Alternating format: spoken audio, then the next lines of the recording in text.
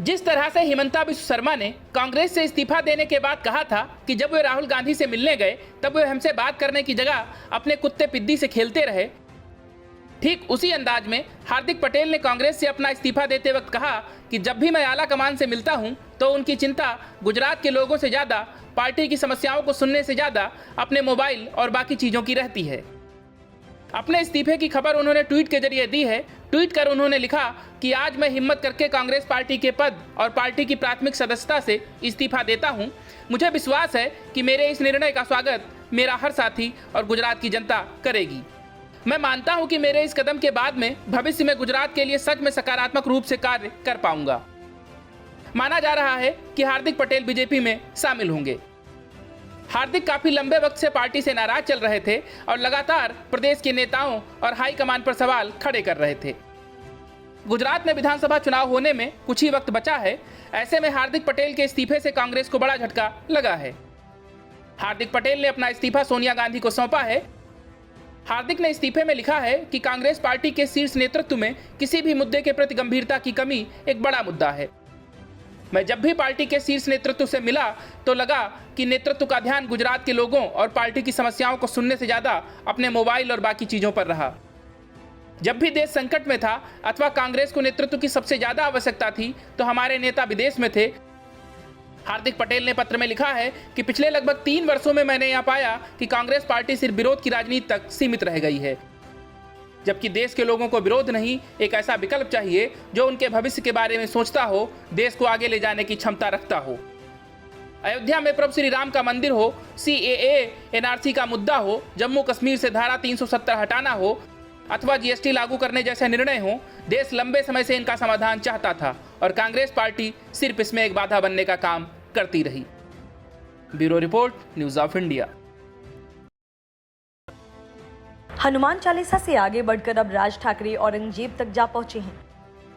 राज ठाकरे की पार्टी ने औरंगजेब के मकबरे को ध्वस्त किए जाने की मांग कर महाराष्ट्र में खलबली मचा दी है। MNS की इस मांग के बाद औरंगाबाद स्थित औरंगजेब के मकबरे की सुरक्षा बढ़ा दी गई है। किसी अप्रिय घटना को रोकने के लिए वहां पुलिस बल तैनात कर दिया गया है। सुरक्षा इतनी कि प्रशासन ने पर्यटकों के प्रवेश पर भी पाबंदी लगा दी है। यह मकबरा हाल ही में तब चर्चा में आया जब अकबरुद्दीन ओवैसी ने रहस्यमय तरीके से वहां का दौरा किया। MNS के प्रवक्ता गजानन काले ने मंगलवार को पूछा कि शिवसेना सुप्रीमो बाल ठाकरे ने सामना से कहा था कि मकबरा गिरा दिया जाना चाहिए, फिर यह अभी भी यहाँ क्यों है। काले ने आरोप लगाया कि मकबरे को सुरक्षा प्रदान करने के लिए महाराष्ट्र सरकार का कार्य हमारे घाव पर नमक छिड़कने जैसा है। औरंगजेब ने संभाजी राजे को बेरहमी से प्रताड़ित किया। उन्होंने ही हमारे स्वराज को रौंदने की कोशिश की थी और फिर भी महाराष्ट्र सरकार ने सुरक्षा प्रदान की है। उन्होंने आगे शिवसेना के संस्थापक बाल ठाकरे का जिक्र किया और लिखा कि माननीय बाल ठाकरे ने भी यही कहा था। बाला साहब की बातों को आप सुनेंगे कि नहीं तो आप औरंगाबाद का नाम बदलने की मांग पर पहले ही पलटी मार चुके हैं। असल में MNS के नेता उद्धव ठाकरे को मामू कहकर बुलाते हैं। वजह ये कि उद्धव ठाकरे ने हाल ही में राज ठाकरे को मुन्ना भाई कहा था। राजकुमार हिरानी की फिल्म का मुन्ना भाई MBBS के नायक का नाम मुन्ना भाई है। उद्धव ने उसी अंदाज में राज ठाकरे को मुन्ना भाई कहा था। यही वजह है कि अब MNS उद्धव ठाकरे को मामू कहने लगे हैं। इससे पहले महाराष्ट्र के पूर्व मुख्यमंत्री देवेंद्र फडणवीस ने ओवैसी पर निशाना साधते हुए कहा था कि ओवैसी औरंगजेब को उनकी कब्र पर श्रद्धांजलि देते हैं। इस बात से शर्म आनी चाहिए। फडणवीस ने कहा कि औरंगजेब की पहचान पर कुत्ता भी पेशाब न करे। इसके अलावा देवेंद्र फडणवीस ने महाराष्ट्र के मुख्यमंत्री उद्धव ठाकरे पर भी निशाना साधा।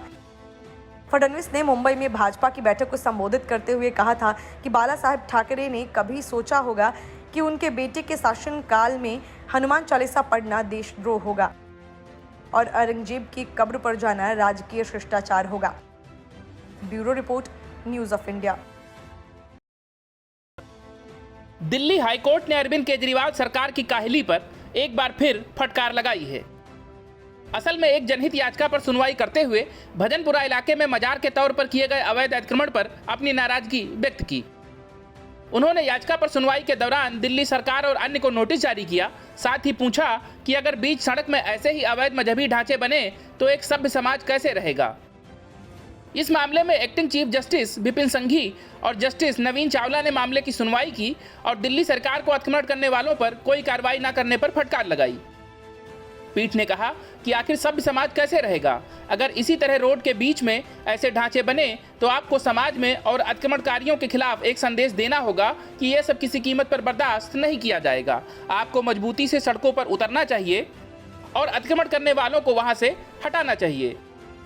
बार एंड बेंच की रिपोर्ट के अनुसार कोर्ट ने 2 मजारों के निर्माण के खिलाफ दायर याचिका पर सुनवाई करते हुए दिल्ली सरकार पर नाराजगी व्यक्त की। इनमें एक मजार वजीराबाद रोड के भजनपुरा पर बनी है, दूसरी हसनपुर डिपो पर बनी है। दावा है कि ये दोनों मजारें अवैध हैं, अतिक्रमण करके बनाई गई। दोनों मजारों के खिलाफ याचिका डालने वाले याचिकाकर्ता SD विंडलेस हैं। उन्होंने दलील दी है कि इन मजारों के कारण ट्रैफिक पर असर पड़ता है और इससे नागरिकों को दिक्कत आती है। उन्होंने मांग की है कि सुप्रीम कोर्ट के निर्देशानुसार इन मजारों को जल्द से जल्द हटाने के निर्देश दिए जाएं।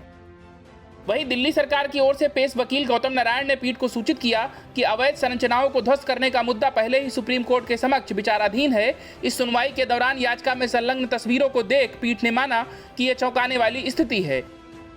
पीठ ने नोटिस जारी करते हुए कहा कि हम ये नहीं समझ पा रहे हैं कि राज्य मूक दर्शक कैसे हो सकता है और कैसे इस तरह की अवैध चीजों को होने दे सकता है।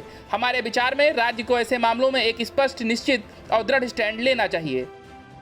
अतिक्रमणकारियों को संदेश दें कि इस प्रकार का अतिक्रमण आप लोगों द्वारा बर्दाश्त नहीं किया जाएगा और जल्द ही अतिक्रमण हटाया जाएगा। इस प्रकार के ढांचे बनाने वालों के खिलाफ दंडात्मक कार्रवाई भी की जाएगी। Bureau report, news of India. Hemant Soren, उनके भाई बसंत सोरेन और उनके कई करीबियों के सितारे गर्दिश में हैं। हेमंत सोरेन के खिलाफ शेल कंपनियां चलाने की CBI जांच की मांग वाली याचिका पर झारखंड हाई कोर्ट ने कपिल सिब्बल की एक नहीं चली। कपिल सिब्बल मामले की जांच CBI को सौंपे जाने का विरोध कर रहे थे। इस दौरान उच्च न्यायालय के मुख्य न्यायाधीश डॉक्टर रवि रंजन ने हेमंत सरकार का पक्ष रख रहे सुप्रीम कोर्ट के वरिष्ठ वकील कपिल सिब्बल से पूछा कि आखिर सरकार CBI जांच का विरोध क्यों कर रही है। झारखंड हाई कोर्ट के इस सवाल के जवाब में सिब्बल ने कहा कि यह याचिका सुनवाई योग्य नहीं है, इसे खारिज कर देना चाहिए। अदालत ने इसके बाद कहा कि सरकार की IAS अधिकारी पूजा सिंघल का मामला सबके सामने उजागर हो चुका है, उनकी पोल दुनिया के सामने खुल चुकी है। हम सभी को पता है कि सरकार की खान और उद्योग सचिव पूजा सिंघल के CA सुमन कुमार के पास से करीब 20 करोड़ रुपए बरामद हुए हैं। ED के वकील तुषार मेहता ने एक बार फिर अदालत में बड़े बड़े दावे किए। कहा कि पूजा सिंघल के ठिकानों पर छापेमारी और उनसे हो रही पूछताछ में हड़कंप मचाने वाली जानकारी सामने आई है। झारखंड में सत्ता के शीर्ष पर बैठे लोगों और राज्य सरकार के बड़े अधिकारियों की भूमिका संदिग्ध है। उन्होंने कहा कि सरकार में हो रहे घोटाले की राशि शेल कंपनियों के जरिए मनी लॉन्ड्रिंग की जा रही है। नेता अफसर के पैसे होटल और रेस्टोरेंट में निवेश किए जा रहे हैं। ED ने अपना पक्ष रखते हुए कहा कि अभी मनरेगा घोटाले की जांच राज्य सरकार के अधीन वाली SBE कर रही है। ऐसे में एजेंसी की ओर से अदालत को सौंपे गए दस्तावेज का गलत इस्तेमाल किया जा सकता है। जांच प्रभावित किए जाने की संभावना है। इस मामले की जांच SBE से लेकर CBI को सौंप देना चाहिए। प्रवर्तन निदेशालय की जांच अभी जारी है। दस्तावेजों की गहन छानबीन चल रही है। झारखंड हाईकोर्ट से ED ने कहा कि भ्रष्टाचार के संगीन आरोपों में घिरी IAS अधिकारी पूजा सिंघल, उनके पति अभिषेक झा, रवि केजरीवाल और माइनिंग अफसरों से पूछताछ और बरामद दस्तावेज से सबको चौंकाने वाले और बेहद अहम खुलासे हुए हैं। इस पूरे मामले में झारखंड हाईकोर्ट के chief justice doctor Ravi Ranjan और जस्टिस SN प्रसाद की अदालत ने अगली सुनवाई के लिए 19 मई की तारीख तय कर दी है। इस क्रम में राज्य सरकार को खूंटी में हुए मनरेगा में दर्ज सभी प्राथमिकियों का पूरा ब्यौरा हाईकोर्ट में पेश करने का निर्देश दिया गया है। जबकि सरकार की ओर से पैरवी कर रहे कपिल सिब्बल ने CBI जांच वाली याचिका की वैधता पर सवाल उठाया और कहा कि यह राजनीति से प्रेरित है। याचिकाकर्ता का परिवार 20 साल से मुख्यमंत्री हेमंत सोरेन के राजनीतिक विरोधी हैं। कपिल सिब्बल ने ED की ओर से सीलबंद लिफाफे में जमा किए गए गोपनीय दस्तावेज भी सरकार को दिए जाने की मांग की। इस बीच अदालत ने ED के हड़कंप मचाने वाले दस्तावेज देखे और उसे फिर से सील करने का आदेश दिया। Bureau report, news of India. Rajasthan के उदयपुर में चले 3 दिवसीय चिंतन शिविर में कांग्रेस ने अपनी दयनीय हालत सुधारने के लिए चाहे जितना चिंतन मनन किया हो, लेकिन लगता नहीं कि कांग्रेस में कोई बदलाव आने वाला है। पहले गुजरात में पाटीदार नेता और कांग्रेस के कार्यकारी अध्यक्ष रहे हार्दिक पटेल ने गुजरात विधानसभा चुनाव से पहले बड़ा झटका देते हुए कांग्रेस छोड़ दी और अब खबर है कि पंजाब में दिग्गज कांग्रेसी नेता मनप्रीत सिंह बादल भी पार्टी को बाय बाय कहने वाले हैं। गौरतलब है कि पंजाब कांग्रेस को तगड़ा झटका देते हुए दिग्गज नेता सुनील जाखड़ हाल ही में कांग्रेस छोड़ चुके हैं। वहीं पूर्व पंजाब कांग्रेस अध्यक्ष नवजोत सिंह सिद्धू की पार्टी में किसी से बन नहीं रही है और अब अगर मनप्रीत भी चले गए तो राज्य में कांग्रेस की लंका लगनी तय है। पूर्व वित्त मंत्री मनप्रीत सिंह बादल के कांग्रेस छोड़ने की बात इसलिए भी शुरू हो गई क्योंकि उनके करीबी रिश्तेदार जयजीत जौहल ने सोशल मीडिया पोस्ट किया कि मनप्रीत बादल को हराने के लिए कहने वाले अमरिंदर सिंह राजा वडिंग को पंजाब प्रधान और भारत भूषण आसू को वर्किंग प्रधान बना दिया गया। ऐसे में मेरे जैसे वर्कर से इनकी इज्जत करने की उम्मीद कैसे की जा सकती है। जौहल ने लिखा, मैंने चुनाव के वक्त चुप्पी साध रखी थी कि वडिंग के मनप्रीत सिंह बादल के खिलाफ बोलने को मुद्दा क्यों बनाया जाए। वडिंग ने स्टेज से खुलकर भटिंडा शहरी सीट से कांग्रेस के खिलाफ वोट डालने की अपील की। भारत भूषण आसू का भी ऑडियो वायरल हुआ जिसमें वो मनप्रीत के खिलाफ वोट डालने की बात कह रहा था। इन्हें ही अब प्रधान और वर्किंग प्रधान बना दिया गया। उदयपुर में कांग्रेस में यह चिंतन होना चाहिए था कि अगर कोई अपनी ही पार्टी के उम्मीदवारों के खिलाफ बोलता है तो उसे पदों से नवाजा जाता है और जाखड़ को कारण बताओ नोटिस जारी कर दिया जाता है। अगर ऐसा है तो वर्कर के तौर पर हर किसी को किसी के खिलाफ बोलने की खुली छूट होनी चाहिए। उन्होंने कांग्रेस पर तंज कसा कि ऐसे में अपनी ही पार्टी नेताओं के खिलाफ बोलकर हो सकता है कि मुझे भी पार्टी में कोई पद मिल जाए। जौहल ने सवाल किया कि वडिंग और आसू को अपनी ही पार्टी के उम्मीदवार और वित्त मंत्री के खिलाफ बोलने की इजाजत क्यों दी गई, कोई पार्टी अनुशासन की आस कैसे रख सकती है। गौरतलब है कि मनप्रीत सिंह बादल इस बार भटिंडा में आम आदमी पार्टी के उम्मीदवार से चुनाव हारे थे।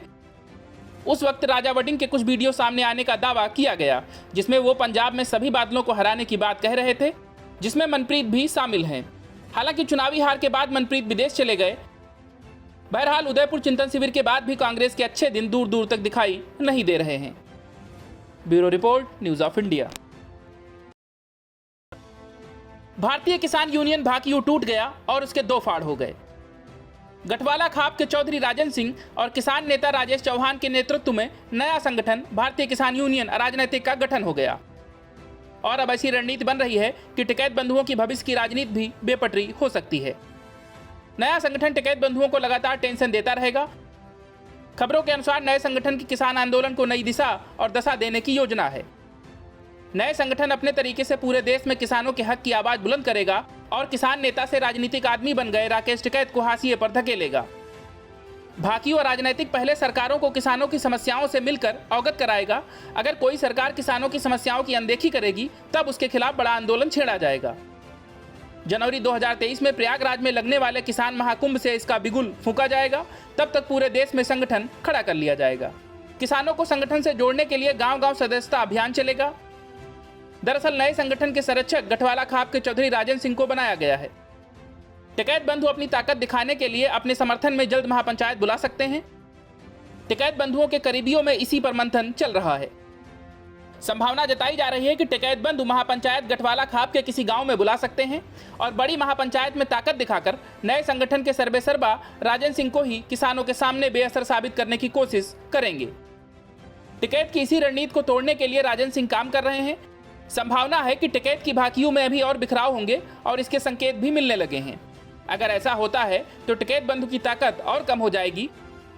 वहीं राजन सिंह के सामने चुनौती है कि वो अपने खाप के लोगों को अपने साथ जोड़े, क्योंकि किसान आंदोलन के दौरान जब टिकैत बंधुओं और गठवाला खाप के बीच विवाद बढ़ा था तब गठवाला खाप में ही बंटवारा दिखा था।